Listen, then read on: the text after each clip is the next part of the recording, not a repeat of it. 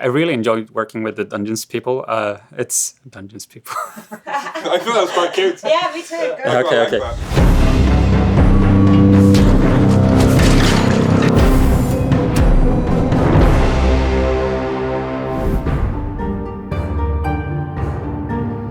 I oversee a lot of like the projects that we have in related to the games. Make sure that everything is running smoothly, that all the dev teams have what they need in order to do their jobs. It's a lot about scheduling and making plans, problem solving, and also a lot about people. So talking to people and getting people to talk to each other. The whole Dungeons team sits and work here from Stockholm. And then we do have some key people that we connect with regularly. So there is a lot of information that needs to flow in between these offices and from the team and out to various other teams. We've added people in the UK who help us do testing. We work with a studio called Double 11, also in the UK, that help us do co-development and multiplayer features and the console ports. And then we have very close collaborations with the office in Redmond.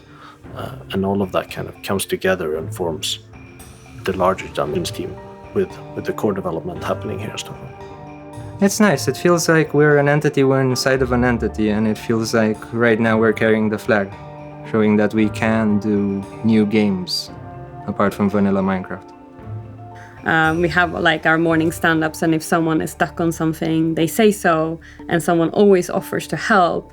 And I just think it creates this great feeling that we're doing this together. So just easy to just grab the right people and get them in the room and say, okay, we need to make a decision about this thing, and get everyone to understand the consequences of that decision.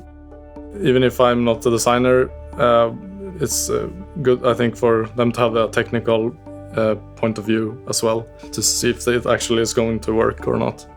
It all comes down to having a really, really tight connection with the right people for the right task. Sometimes it's not us that are slow at communicating and developing, it's actually the tools that are holding us down, and that feels absolutely brilliant to have that sort of good connection with people. We play test the game every Thursday with the team, and that means everybody's sitting down together. We're playing the latest build of the game, usually focusing our testing on a specific mission or a specific feature, sometimes just testing the overall progress, something like that. I mean, we're seeing this every day, and if we can still have fun and play together and have a great play session, that's an incredible feeling. When we play test like for real, then we always crank up the difficulty very high because it's going to be a challenge for us. And it's those moments when one person dies and everyone just starts panicking, like, we need to save them, otherwise they're gonna spawn the creepers. You have to get through, and it's in the middle of a mob pool full of skeleton necromancers, and those are the best moments. And I hope that players like get those things, that because that's what it feels like the game is meant to be. At some point, I got a bug that the pet bat that you can have could pick up the key, the baby key. And the solution at the time, and I thought it was a funny thing to write, and then of course I regretted it, was to use a tag called butterfingers. For every mob that can hit the key, but it cannot pick up the key. And I had the solution there, I didn't know what to look for. So it was me versus me, pretty much, having a fight there. Combating yourself or your past self.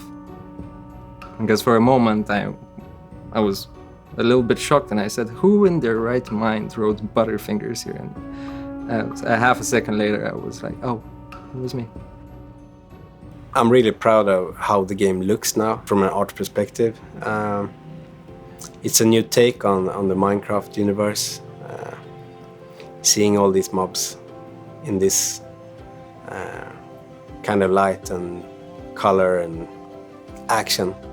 I'm probably most looking forward to seeing players uncover, the little secrets, the things that are more hidden, the rarer drops, and kind of seeing players experience that for the first time. I think that could be fun.